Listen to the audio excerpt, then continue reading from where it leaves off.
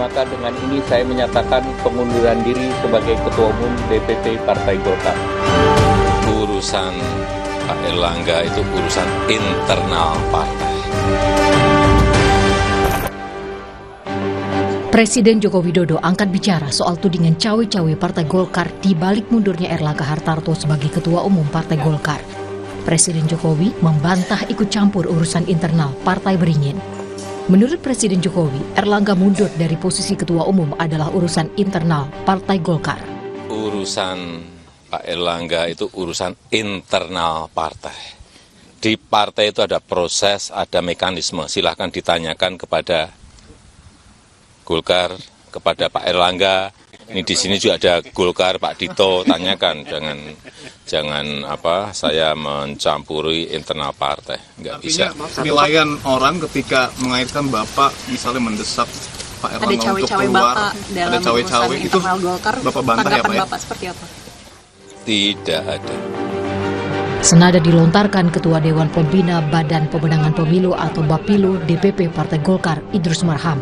Dia yakin tidak ada cawe-cawe Jokowi atau lingkaran dekatnya di istana. Tapi Idrus menyebut Golkar akan menyambut baik jika Presiden Jokowi dan Gibran Rakabuming Raka bergabung dengan Partai Golkar. Jadi Bang Idrus tidak ada cawe-cawe istana dalam proses pengunduran diri Pak Erlangga? Saya punya keyakinan tidak ada dan tidak ada alasan untuk itu. Karena Pak Jokowi butuh partai lanjut untuk Pilpres. Oh, karena itu kan pemikiran kita. Pak Jokowi mantan presiden dan punya legacy. Mana kalau misalkan Pak Jokowi mau masuk Golkar, itu alhamdulillah dong, barokah dong. Mantan presiden 2 periode. Kemudian kalau misalkan Mas Gibran mau masuk Golkar, ya barokah lagi, alhamdulillah. Kenapa? Masalahnya karena yang jadi masalah supaya ada proses-proses, ada etika misalkan. Kalau misalkan masih di PDIP, itu selesai di sana baru ke Golkar. Jangan terkesan kita yang mengoyo-oyo. Suara tak senada dilontarkan Direktur Eksekutif Amnesty International Indonesia Usman Hamid. Dia menduga mundurnya Erlangga dari Ketua Umum Golkar ada intervensi karena dinilai tak sejalan dengan Presiden Joko Widodo.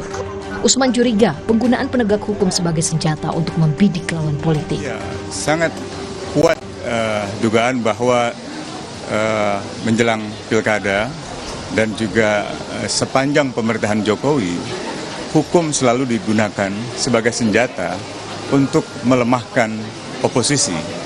Baik itu oposisi dari kalangan partai politik maupun dari kalangan di luar partai politik. Kasus Erlangga Hartarto hanyalah satu kasus yang terakhir di antara sekian kasus-kasus intervensi partai melalui hukum yang digunakan sebagai senjata oleh pemerintahan Jokowi. Dan saya kira ini semakin memundurkan demokrasi di Indonesia. Presiden Jokowi dan lingkaran elit Golkar memang menolak ada cawe-cawe di balik mundurnya Erlangga yang telah membawa Golkar di urutan 2 dalam pemilu 2024. Tapi yang pasti, tentu butuh angin yang sangat kencang untuk menggoyang pohon sekelas beringin. Tim Liputan Kompas TV.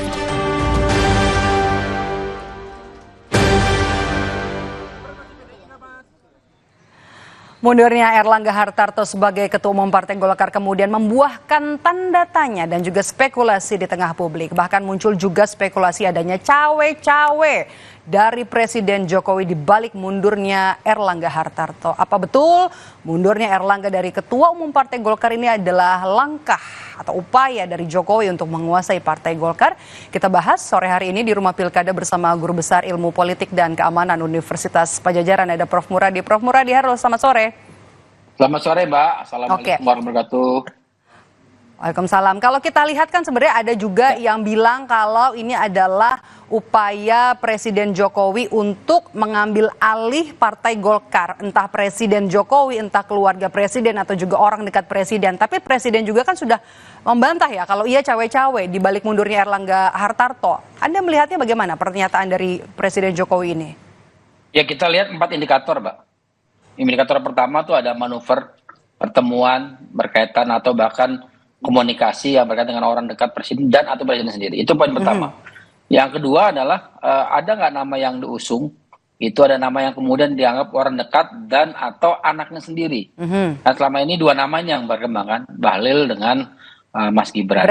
Nah, yang ketiga ya, ada nggak perubahan nanti? Tadi pasca tanggal 20 Agustus, ada nggak perubahan untuk rekomendasi terkait dengan pilkada? Kalau itu ada, artinya memang ada misalnya mempertimbangkan kembali Sumatera Utara, mempertimbangkan kembali misalnya Banten dan sebagainya ya. Bahkan mungkin bicara soal bagaimana masa depan Kim dan sebagainya itu juga menjadi problem. Nah yang keempat baru nama yang terpilih itu apakah memang ada kaitannya dengan presiden. Kalau 4 hal itu kemudian kelihatan terjadi, maka bantahan presiden nggak ada artinya di mata publik. Artinya buat saya ini yang kesekian kali presiden membantah, tapi dalam fakta berikutnya ternyata berkebalikan dengan apa yang menjadi bantahan presiden. Saya kira itu aja indikatornya. Jadi kalaupun misalnya tiba-tiba dibantah, faktualnya misalnya ada manuver, ada pertemuan, ada pengkondisian dan sebagainya. Contoh begini, agak unik sebenarnya. Contoh agak unik misalnya Bahlil ya, klaim sudah mendapatkan 34 DPD dukungan DPD untuk beliau dalam waktu 1 hari. Saya kira bukan sesuatu yang kemudian tanpa desain ya. Kan artinya ini ada by design, nggak mungkin dalam waktu 1 hari bisa terjadi. Memang terjadi dalam mungkin 2 bulan sebelum itu, bahkan mungkin sebelum itu terjadi pengkondisian. Jadi kalau 4 indikator ini tidak dilakukan dan tidak terjadi, maka kita bisa mengatakan presiden nggak terlibat. Tapi dengan kondisi hari ini, saya kira dari 4 indikator tadi ada 3 dari indikator tersebut itu sedang berlangsung, sedang terjadi. Artinya memang mungkin saja kita akan lihat tanggal 20 Agustus ini apakah yang terpilih adalah orang dekatnya presiden dan atau bahkan mungkin anaknya sendiri begitu. Oke, sambil menunggu nanti pekan depan Rapimnas dan juga Munas yang akan digelar pada 20 Agustus, tapi kalau kita lihat sebenarnya apa yang terjadi dalam tubuh Partai Golkar, sebenarnya ada dari politikus Partai Golkar yang juga bilang, Idrus Marham ini bilang kalau partainya menyambut baik nih kalau Pak Jokowi dan juga Gibran masuk ke Golkar. Termasuk juga menyinggung kalau nggak bisa dilupain nih Pak Jokowi dan keluarganya kan masih bagian dari PDIP begitu ya. Apa yang bisa Anda lihat dari pernyataan Idrus kalau misalnya memang benar Pak Jokowi dan juga Gibran ini nanti akan masuk ke Partai Golkar? Apakah Anda melihat ada konflik internal di Partai Golkar? Ya, otomatis ada 6-7 faksi ya di Partai Golkar. Dan saya kira ketika Pak Erlangga mundur, ada kegalauan, ada perdebatan yang agak serius, makanya kemudian terjadi rapat pimpinan 2 hari yang lalu. Jadi kalau saya melihatnya, kalau memang betul Pak Jokowi dan Mas Gibran dan atau keluarganya mau masuk Golkar, nunggu aja nanti pas Munas Desember harusnya. Harusnya ya normal saja. Tapi kan udah lewat pilkadanya nanti. Ya dengan garansi, misalnya katakanlah Sumatera Utara sudah dapat garansi, bahkan mungkin Jawa Tengah mungkin sudah fix dukung Bobi gitu ya. Ya, karena Mas Dito misalnya sudah memilih untuk fokus di Semarang kan kira-kira gitu ya. Maka saya kira penting buat kemudian 2 itu. Tapi kan Jakarta belum nih. Jakarta kan kalau udah RK nggak mungkin lagi Kaisang atau gimana? Atau masih ada deadlock di situ?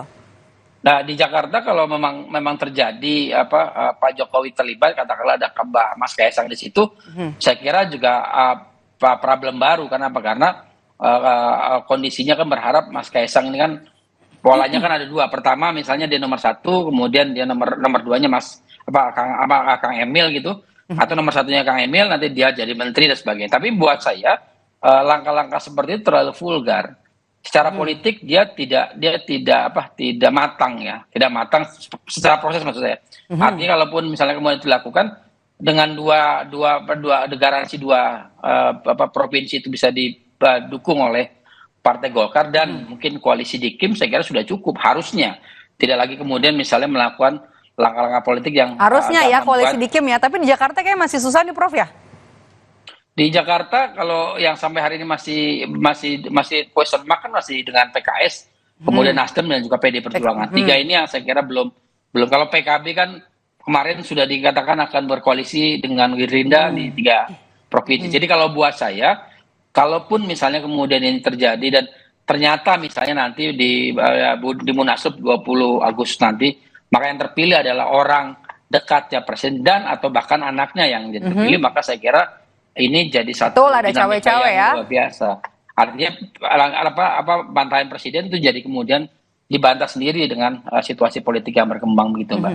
Anda melihat posisi Erlangga ini sudah digoyang sejak lama begitu? Karena kan sebenarnya isu untuk pengambil alihan ketua umum Partai Golkar bukan hal yang baru ya? Ya kan kalau kalkulasi politik kan simpel, Mbak. Dari beberapa calon yang kemudian muncul, ada misalnya ada Bamsud, kemudian juga ada nama yang lain ya. Tapi kan kemudian yang relatif bisa kemudian diajak diskusi dengan Presiden kan mungkin Pak Airlangga. Mungkin juga ada dua kemungkinan. Pertama sama-sama alumni Jogja ya. Yang kedua karena memang dianggap lebih santun, lebih biasa, lebih santai gitu orangnya. Nah tapi itu kan bukan jadi parameter. Justru parameter yang berikutnya adalah dugaan banyak pihak mungkin juga adalah bahwa posisi Pak Airlangga juga tersandra dalam beberapa kasus. Itu yang saya kira menjadi problem sendiri, makanya mudah buat Pak Airlangga untuk kemudian di bahasa saya dikendalikan ya untuk kemudian menjalankan agenda-agenda politik yang memang diinginkan oleh istana begitu. Oke, kalau kita bahas soal PLT sekarang ya, terpilihnya Agus Gumiwang Kartasasmita ini jadi PLT Ketum kemudian bisa memudahkan jalan Jokowi dan juga jalan seorang Gibran Rakabuming Raka nanti untuk bisa masuk ke dalam Partai Golkar. Anda lihat seperti itu? Kalau hanya sekedar masuk kan nggak ada masalah. Problemnya adalah itu ingin menguasai kepemimpinan di Golkar. Itu poin penting sebenarnya. Dua hal yang berbeda ini. Kalau saya kira kalau masuk saja sih nggak ada masalah. Artinya memang secara prinsipil Pak Jokowi sudah dekat dengan elit politik yang ada di Golkar. Nah problemnya beliau mungkin mau lebih, mungkin ingin jadi ketua, mungkin juga jadi Dewan Pembina dan sebagainya. Tapi kan itu kan situasi yang sebenarnya dinamis. Artinya buat saya semua kembali ke internal Golkar. Dari 7 faksi yang ada di Golkar itu, apakah clear atau enggak? Clear, artinya gini, clear untuk menjaga marwah partai. Artinya kalaupun misalnya, saya sih berharap misalnya Munasnya Munas biasa ya. Kemudian Pak Jokowi masuk, katakanlah kemudian diterima. Beliau mungkin karena beliau mantan presiden 2 periode, bisa jadi ketua Dewan Pembina, mungkin misalnya ketua Dewan Penasihat. Tapi kan nggak ada urgensinya kalau begitu ya Prof? Kalau cuma masuk doang. Jadi anggota partai. Poin penting buat Pak Jokowi adalah mengawal anak-anaknya, Mbak. Bukan Pak Jokowinya. Pak Jokowi sudah selesai. Sudah selesai dalam artian beliau karirnya sudah selesai, sudah mentok nih. Wali kota, kemudian gubernur dan juga presiden. Jadi kalaupun sekarang beliau ikut di Golkar semata-mata untuk menjaga garis tangan politik anak-anaknya. Saya kira itu juga menjadi salah satu poin penting kenapa beliau kalau dianggap misalnya cawe-cawe itu semata-mata untuk kepentingan itu. Gitu. Oke, kalau gitu setelah terpilih sebagai PLT Ketua Umum, apakah kemudian jalan Agus Gumiwang untuk jadi Ketua Umum akan mulus meskipun sebenarnya sudah semalam itu sudah menyatakan bahwa tidak akan maju atau akan ada sosok lain yang akan menjadi Ketua Umum Golkar, Bahlil Lahadalia yang kuat? Ya kalau melihat pola yang dilakukan manuver Pak Bahlil ya, bukan secara prinsipil dia sudah kondisikan mungkin 3-6 bulan yang lalu. Bahkan mungkin dugaan saya setelah pemilu Februari 2024 yang lalu. Dia melakukan itu karena ternyata dalam hitungan jam, bahkan saya nggak nyampe 24 jam, itu diklaim ada 34 DPD yang kemudian mendukung beliau. Artinya apa? Artinya memang ini sudah dalam kondisi by design. Nah pertanyaan berikutnya, by design oleh memang apakah Bahlil yang kemudian menggunakan ini sebagai kepentingan dia pribadi ya, untuk memudahkan dia mengendalikan Golkar, atau memang dia adalah desain dalam konteks subordinat dari kekuatan besar. Ini yang saya kira perlu kemudian kita dalami. Apa artinya Mbak? Lihat indikatornya Mbak. Indikatornya paling simpel menurut saya, fokusnya pada itu aja. Kalau buat saya ketika pengen AGK ngomong begitu, memang ada ruang baru yang kemudian coba berupaya untuk kemudian diisi. Nah siapa yang kemudian ruang itu? Kebiasaan di partai di Indonesia ya, itu di Indonesia bukan cuma partai Golkar, orang yang kemudian dijagokan tidak muncul, selalu kayak gitu. Kemarin kan nggak kelihatan Bahlil ya, alasannya ya karena beliau bukan pengurus partai. Tapi poin penting sebenarnya dari posisi itu bahwa memang yang sedang disiapkan adalah Pak Bahlil itu sendiri. Hanya saja kemudian kita akan lihat apakah Pak Bahlil cukup berani misalnya untuk bisa mendrive 7 faksi orang-orang kuat yang termasuk ada di Golkar untuk mengubah ADART juga kalau begitu ya. Kan tidak memenuhi syarat. Di Munaslup kan akan terjadi kalau itu terjadi. Kalau memang itu ternyata benar 34 itu clear ya, maka sudah lebih dari 50% plus 1 untuk mengubah ADRT. Dan nggak ada masalah di situ sebenarnya. Kalau betul ya, kan kita mau lihat bahwa memang posisi Pak Bahlil betul-betul memang disiapkan atau tidak. Kalau betul disiapkan, maka sebenarnya apa yang terjadi dengan perubahan ADRT memungkinkan sekali, bahkan lebih dari 2/3. Artinya apa? Artinya memang jalan mulus untuk Pak Bahlil. Paling tidak itu dalam konteks klaim yang bersangkutan ya. Tapi sekali lagi di Golkar itu kan dinamis ya. Ini kan partai tengah yang kadang-kadang ngelihat dinamika sedikit dia akan bergeser. Agak lain Jadi ya, karena sering dua kaki di pemerintahan ya. Betul. Jadi maksud saya bisa jadi misalnya begini. Saya merasa bahwa sudah aja Partai Golkar sementara oposisi untuk 2 bulan ke depan. Nanti masuk tanggal 21 sudah jadi bagian pemerintahan. Mungkin nggak? Mungkin banget gitu. Tinggal kemudian mau tidak Golkar kemudian mencoba 2 bulan itu gini loh Mbak.